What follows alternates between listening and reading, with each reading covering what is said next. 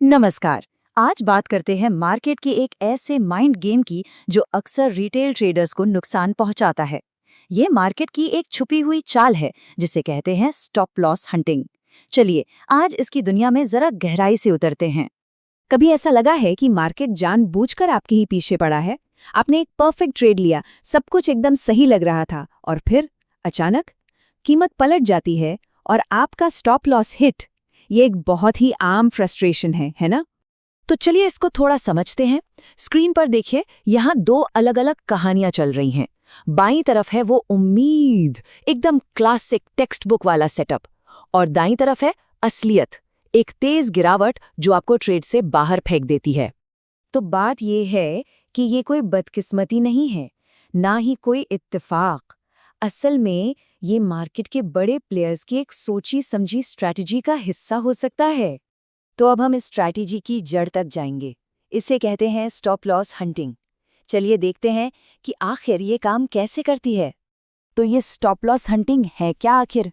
देखिए, ये एक तरीका है जहां जो बड़े प्लेयर्स हैं वो जानबूझकर प्राइस को ऐसी जगह पर लेकर जाते हैं जहां उन्हें पता है कि बहुत सारे रिटेल ट्रेडर्स के स्टॉप लॉस लगे हुए हैं। उन ऑर्डर्स को ट्रिगर करके वो अपने बड़े ट्रेड्स के लिए लिक्विडिटी बनाते हैं। ये सिर्फ नंबर्स का खेल नहीं है, ये पूरा का पूरा साइकोलॉजी का गेम है। जैसा कि यहाँ लिखा है, मार्केट ट्रेडर्स के दिमाग के साथ खेलता है। उसे पता है कि एक आम ट्रेडर क्या सोचेगा और वो ठीक उसी सोच का फायदा उठाता है। चलिए अब एक असली उदाहरण से समझते हैं कि ये सब होता कैसे है। हम 24,000 के एक अहम लेवल को केस स्टडी की तरह इस्तेमाल करेंगे और देखेंगे कि कैसे एक जाल बुना जाता है। देखिए, ये जो पूरी प्रोसेस है ना, इसे 4 आसान स्टेप्स में बांटा जा सकता है। सबसे पहले एक बहुत ही क्लियर, एक साफ सिग्नल बनाया जाता है। फिर रिटेल ट्रेडर्स को एंट्री करने के लिए ललचाया जाता है। इसके बाद उनके स्टॉप लॉस एक ही जगह पर इकट्ठा हो जाते हैं और बस आखिर में जाल बिछा दिया जाता है। कहानी शुरू होती है एक कंसोलिडेशन फेज से। जब मार्केट 24,000 जैसे किसी बड़े लेवल के आसपास साइडवेज चलने लगता है तो एक उम्मीद बंधती है। हर कोई इंतजार कर रहा होता है कि भाई अब मार्केट किस तरफ फटेगा। और फिर आता है धोखा। मार्केट एक तरफ जाने का नाटक करता है। मान लीजिए वो 24,000 के ऊपर टिक जाता है, जिससे लगता है कि बस अब तो ये ऊपर ही जाएगा। ये देखकर जो बायर्स हैं वो मार्केट में कूद पड़ते हैं और अपना स्टॉप लॉस कहाँ लगाते हैं? ठीक 24,000 के लेवल के नीचे। और फिर शिकार शुरू होता है। जैसे ही काफी बायस ट्रेड में आ जाते हैं और उनके स्टॉप लॉस एक प्रिडिक्टेबल जगह पर जमा हो जाते हैं, मार्केट जोर से अपनी दिशा बदल लेता है। अक्सर ये एक बड़े गैप डाउन के साथ होता है जो एक झटके में उन सारे स्टॉप लॉस को उड़ा देता है। अब ये जो पैटर्न है ये सिर्फ 24,000 के लेवल पर ही नहीं होता। ये मार्केट में हर समय अलग अलग तरीकों से दोहराया जाता है। चलिए कुछ सबसे आम ट्रैप्स को पहचानना सीखते हैं। ये टेबल एक बहुत बढ़िया गाइड है।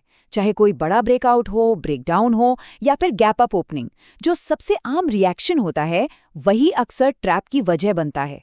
मार्केट हमेशा वो करता है जिसकी उम्मीद सबसे कम होती है, ताकि उन लोगों को फंसाया जा सके जो सीधी सादी चाल पर भरोसा करते हैं। तो समझने वाली बात ये है कि मार्केट सिर्फ एक तरफ के ट्रेडर्स को नहीं फंसा रहा होता। ये एक 2 वे गेम है। पहले वो बायर्स को ललचाकर उनके स्टॉप लॉस हिट करता है और फिर रिवर्सल पर सेलर्स को फंसाकर उनके स्टॉप लॉस भी ले जाता है। इसका डिजाइन ही ऐसा है कि ज्यादा से ज्यादा लोगों को नुकसान हो। तो अब ये सब जानने के बाद एक ट्रेडर के तौर पर हम खुद को कैसे बचा सकते हैं?